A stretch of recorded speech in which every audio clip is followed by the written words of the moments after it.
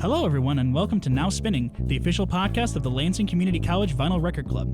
We meet twice a month to listen to vinyl and talk about music. Stay tuned to learn about how you can get in touch with us and attend our meetings.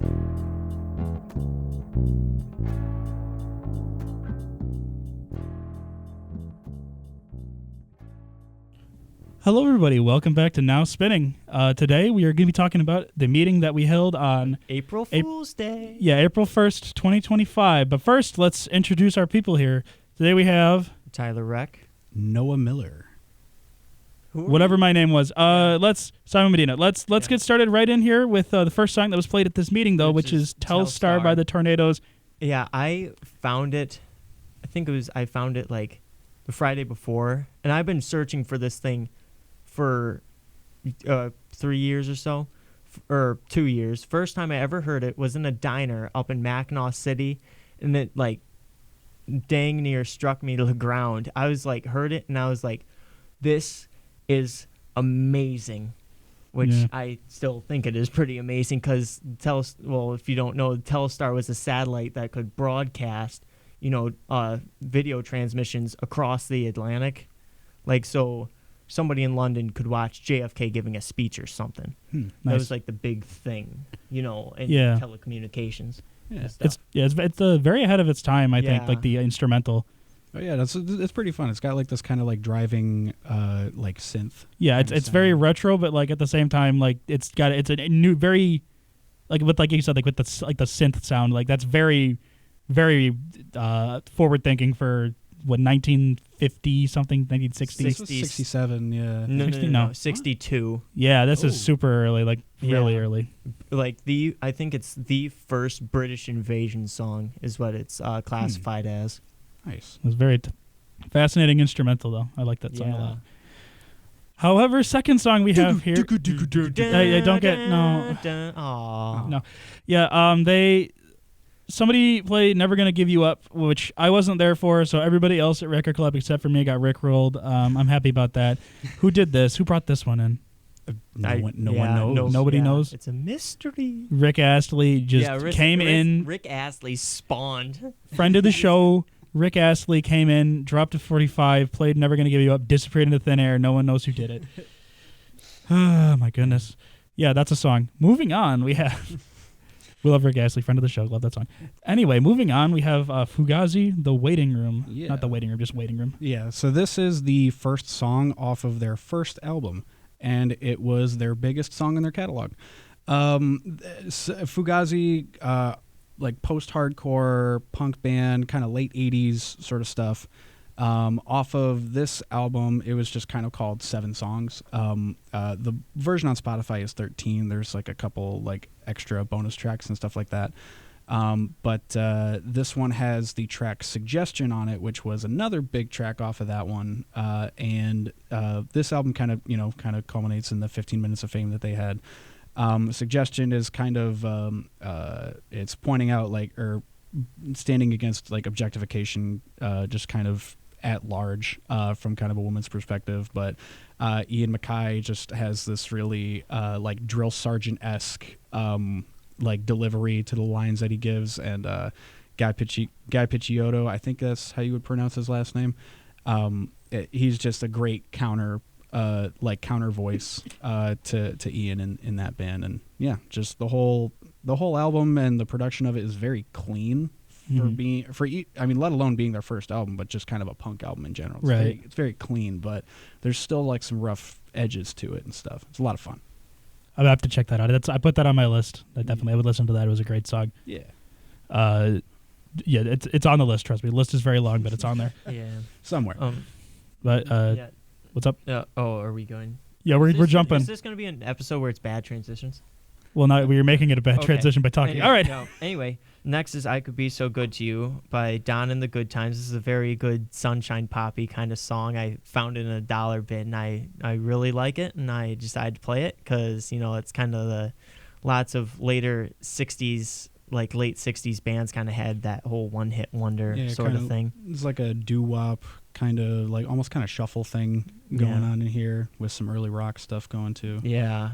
Really good harmonies on it too as well. Very nice. Speaking of one-hit wonders, we've got two big ones in a row here. We have Wham Bam Shang-a-Lang by Silver, which you know that song. Guardians of the Galaxy Volume 2.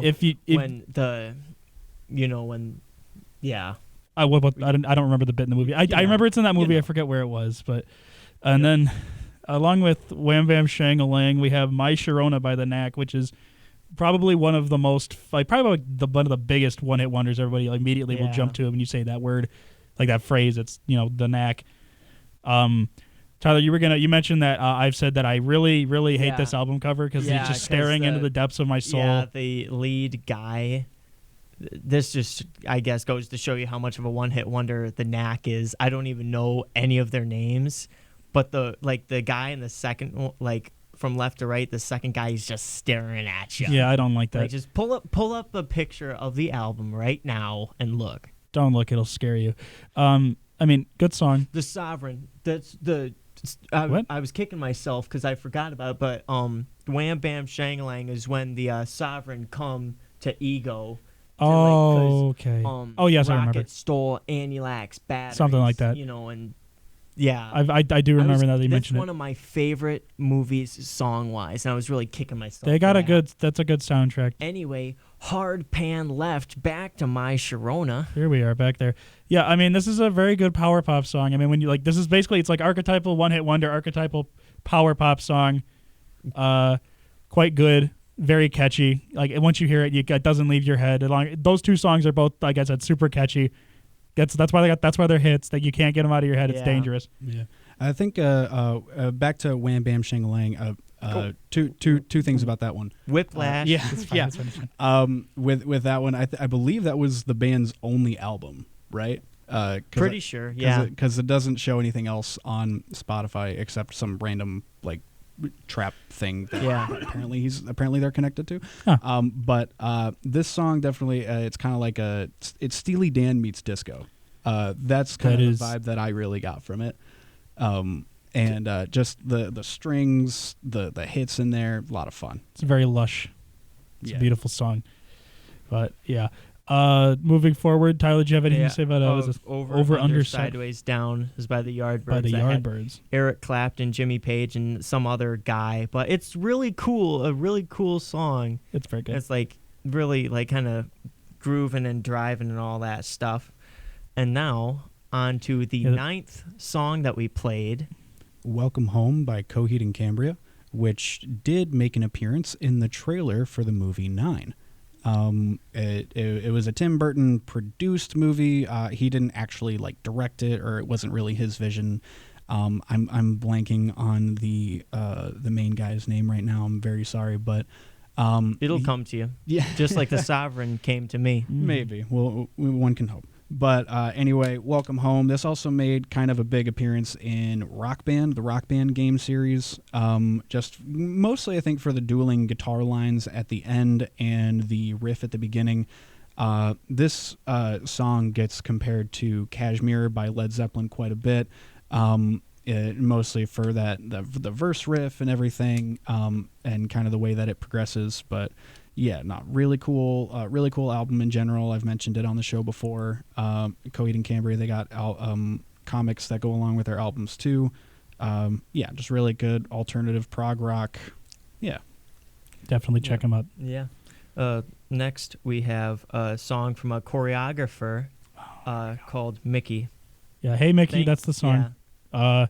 And next up, we have "Little Darlin'" by the Diamonds, which is a really good '50s song. Yeah, that was very. Which I kind of feel bad for '50s stuff. I love '50s stuff, and sometimes people are like, "Oh, all of it sounds the same," nobody remembers that, and I'm like, not really.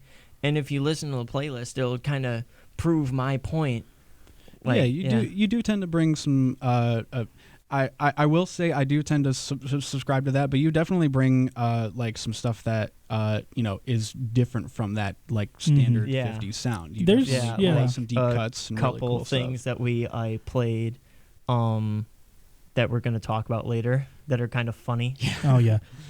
Yeah, it just with 50s music, I guess it's just that artists didn't have the level of freedom of expression they would get in the 60s and later, even into the 70s and 80s. Everything was very it was very, you couldn't really be an indie musician in like the 50s as much, like, you know, everything's very corporate control, but that doesn't mean it's all like, you know, it's not all the exact same, yeah, it's just like it's like the more interesting stuff. Chuck It's Berry and like Chuck Berry and like another like 50s artist like the Crests or something, they sound completely different. well, yeah, it's just the genres, I guess. I mean, not to say like the 50s is like a bad decade for music, like, you know, compared to it laid the foundations for everything that came after it. Obviously, like, it's not gonna like a lot of it's not gonna hold up to like what it inspired, obviously, but to like, you know, you shouldn't discount the whole decade just because it doesn't like hit the same level of sophistication as like, you know, like later like 70s 60s rock stuff. Yeah, you know, it all builds up, you know. You can it's good to see where it came from, you know. It makes sense to you. But anyway, that rant aside, here's an interesting list. It's a 70s song by the band Pink Floyd. Who? I don't. They're never. Oh, they're the I one don't know who that this. They're the one that did Another Brick in the Wall and didn't have any other hits, right? I mean, I looked on Spotify. That song. Well, jokes aside, that was the whole like joke. Yeah. Another Brick in the Wall has like over 1 billion streams on Spotify, and it's their most well-known song. And you know, everybody knows Pink Floyd, so you know what. I think that it's a good song. Yeah. This was very grooving. Yeah. This was kind of the peak. I want to say of just kind of their energy. I don't want to say it's like I don't want to. I mean, I don't want to definitively say it was like their best album, like hands down. Although a lot of people would probably agree with that. This was kind of their peak, just in creative energy, I would say, because they had the album, they had the movie, and then later on, like they started doing like stage productions of The Wall, and then they had the whole tour and stuff around that. Yeah, the Wall. Or you talk about like The Wall like afterwards, or you talking about like Roger Waters, The Wall? They had live, they toured it in the 70s with the whole Pink Floyd band, not just Roger Waters. And they like they did it in the 90s, like literally less than a year after the Berlin Wall fell, and he did it like in the zone right in between where the walls were. Okay, and he like played the entirety of The Wall. That was powerful. Yeah, huh?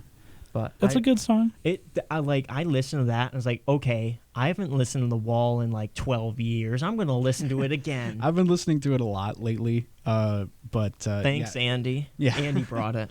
But if you're gonna play part 2, you need to play "Happiest Days of Our Lives," which we did at the meeting. So yeah. Oh, what the heck? Yeah, I didn't put that on there because it was like, you know, just a little snippet of it. Yeah. So I don't really see a point, you know, to talk. Oh, let's talk about "Happiest Days of Our Lives" and "Another Brick in the Wall." You know, it is kind of two sides of the same coin. I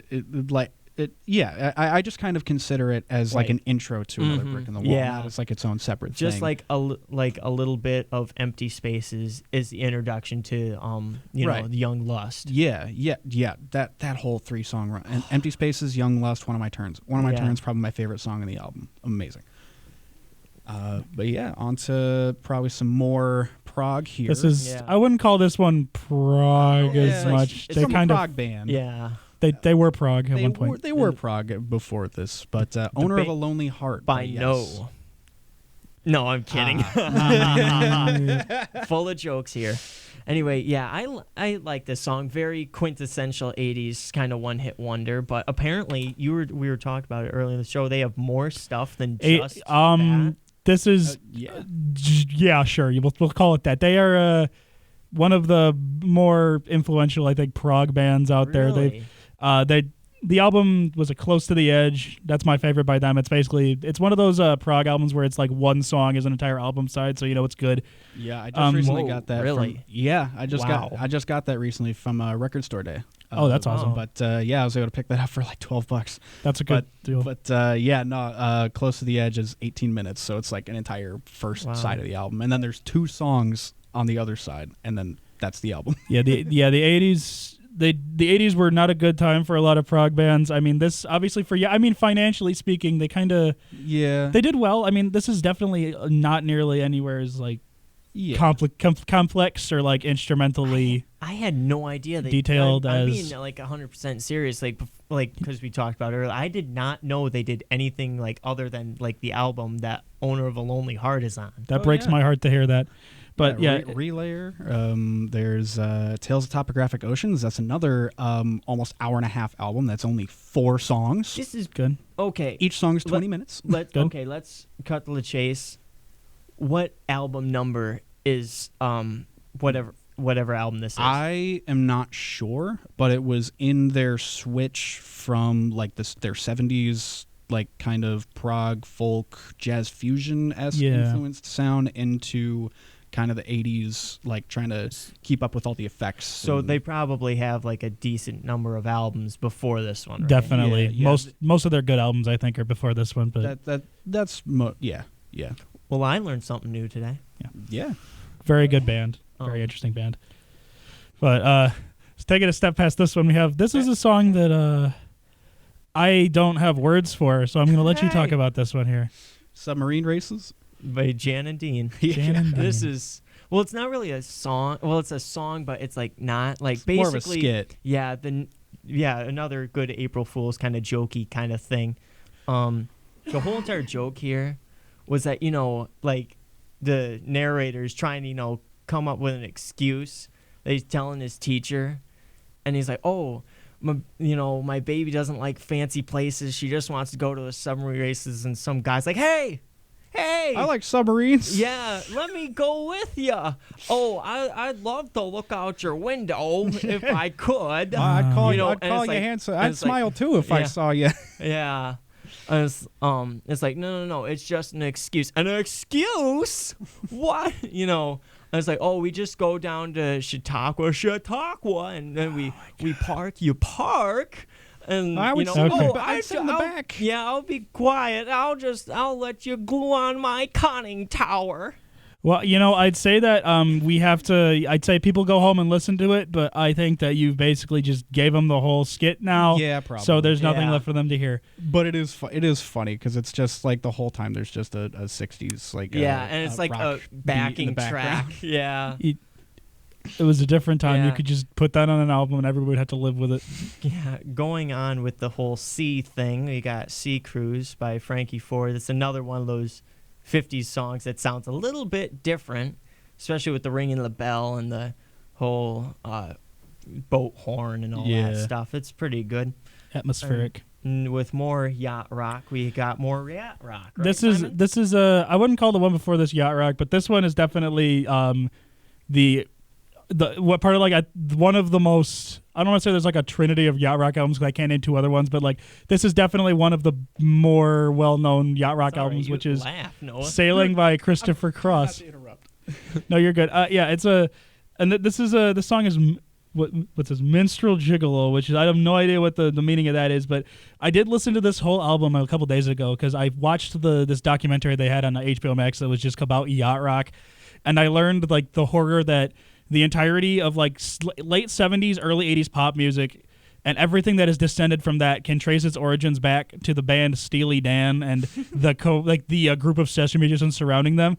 So like you break off from them, you go to like was his name Michael McDonald? He made the band. He was in the Doobie Brothers. That guy breaks off. There's people in that band who are different bands. All of the band Africa was on. It's a big family in Steely Dan. tree. No, it's a bush. It's not a tree. It's a bush. It's like everybody's interconnected. Michael Jackson is connected to it for some reason. It like bounces off into like. No, I'm not even kidding you. They had like in the show they had like a giant diagram of like albums with like arrows going between them to show like everybody who's like played on one album plays another one. The like Michael Jackson Thriller, the song Human Nature was written by the people in Toto, and like that was connected to yacht rock. And then like there's like a Michael McDonald song that got sampled by like it was like an early like G-funk artist, so that whole scene is connected to yacht rock, which is connected to Steely Dan, and like you start diving into it, it's all I'm just seeing. Oh no! I feel like I'm crazy person right now. I'm like standing in front of my giant like board with a ton of like. Or you're talking. You know what I mean? Like wall? no, like there's like the wall with like all of like the papers with like the pins with the strings between them, and I'm like ranting at like the audience right now. But like that's what's happening right now. I swear you need to look into this. It goes deeper than you could possibly imagine. Like the yacht rock mafia, they control music. It's terrifying. And then it also has its tendrils in the prog scene as well, right? Yeah, absolutely. No, it's scary. I don't know. I don't probably somewhere. I mean, well, because Bill Burford also, I mean, he was on Yes's earlier stuff, but then he also filled in when he filled in for Genesis when Peter Gabriel was leaving, and he was King Crimson too, right? Yeah, he was in King Crimson too. Yeah, okay, yeah, absolutely. Okay, this is getting a bit. Okay, yeah, much. we're getting a little off topic here. No, sorry, just finish this thought. No, I want to know where this is going before we keep going. I don't know. It was just the whole mafia. Oh, prog rock. Oh yeah, prog rock too. Prog rock everybody mafia. hangs out with everybody. Yeah. It's terrifying. All of music can be traced back to either Steely Dan or King Crimson. That's the truth of it. Yeah. Next up, we have. I'm sorry, that was a lot. Okay, so you aren't gonna believe me when I say this, but like, look it up. But this is Chuck Berry's only #1 Hot 100 hit, not R&B. They're Hot 100, and the song is called. And that's what the song is, because it's. Ding? What? Yeah, no, I'm censoring it because the song's called "My Ding-a-ling." Yeah, you can say that. Yeah, you can say that. I know I can say it. They played it on the radio. I'm trying to be funny. I mean, they played it on. I'm trying to be funny, but it got to number that is one. True. Yeah, it got to number one, and it's not about that technically. Technically, it's about a toy that he got from his grandma. That's just strings and some bells on it. And as everybody, he likes it a whole awful lot. And nobody has ever put any double meaning in music ever. Certainly not Chuck Berry. Never. I'm just in awe that this is the only song that he's ever done that is a #1 hit. Sweet Little 16 hit #2 on the Hot 100. And he had I'm sure he had a bunch of #1s on the R&B. Well, yeah, charts probably, in the but 50s, but it was segregation in the 50s and stuff Right. kind of put a real giant dampener on Yeah. where artists could go on the Hot 100. Yeah, a lot of the early rock things like early rock classes you think of, they didn't even hit the Hot 100 until white artists were covering them. That's the sad thing about it. Elvis, half, or the Colonel, I should say, buying half the rights to songs and stuff like that. Yeah, that's that, and at least he made it eventually, and that's Even if the song's a little bit maybe not the one that deserved it the most, it's good that he got the honor at least one time. I think that's a good thing, I guess. Another 50s related skew is "Hushabye" by the Mystics, which is quite a good song. It was on Stand By Me, which is a great movie. I've never seen it, but I think we skipped over one. Did you want to talk about Tarkus real quick? Yeah. You guys have a thing with ELP. You guys don't like them too much. We had to play the song Carnival 9 in band class, and it was a pain. Over and over, No, because the song was I had to play the cymbals, and the whole thing was basically just quarter notes. So I was the whole time crash. I don't remember. It was very much. tiring. I am 99% sure I've blocked all that, the Carnival 9 stuff from my memory. Good thing we're not talking about Carnival 9. No, this is Tarkus. Tarkus, yes. And we didn't play the whole 20-minute You played thing. Eruption. Yeah, we played the first movement, which was Eruption, which is just this cool, it was 5/8 organ line that Keith Emerson does. Greg Lake is following that on the bass, just all fourths, so he's staying on the same fret going up and down the strings. Jeez. It's crazy. Really cool stuff. And you mentioned the prog rock mafia earlier. I do have to mention that Greg Lake was the lead singer of King Crimson before he was in Emerson, Lake and Palmer, so I had another string for that. I didn't know that. Carl Palmer. He sings all the. He's I thought they were just some band formed with some random guys. The Beatles, where it was 4 guys met and they played stuff together. I thought this was all just 3 of these guys are I didn't know they were in stuff beforehand. They were all in different prog bands before this, right? Carl. I'm not too sure about Keith Emerson, but Carl Palmer, at least my dad saw him play with Asia, and he did this really cool drum solo where the riser came out. Tons of yacht rock, Asia and all this stuff. Well, Asia's the big prog super group. They're not even a prog band, but all of the people in that band were in super influential prog bands, and then they made. Okay, we should that album. You could talk about this on its own kind of. We could do a prog rock. I'd love to do a prog rock episode. No, I mean the prog rock mafia thing.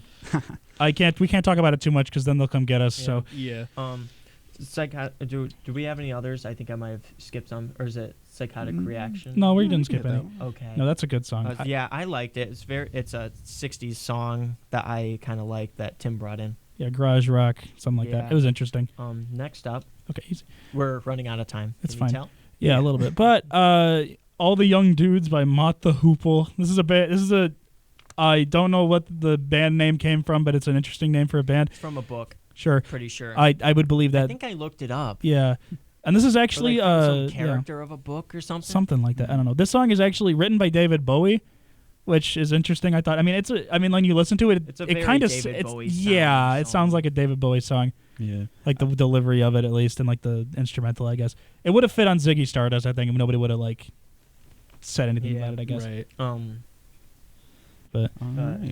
But moving after that, we have just a little song called "Search" by the Minutemen, which is fun because that band definitely lives up to its name. In that I feel like this song particularly is literally 50 seconds long, so it's not even a full minute.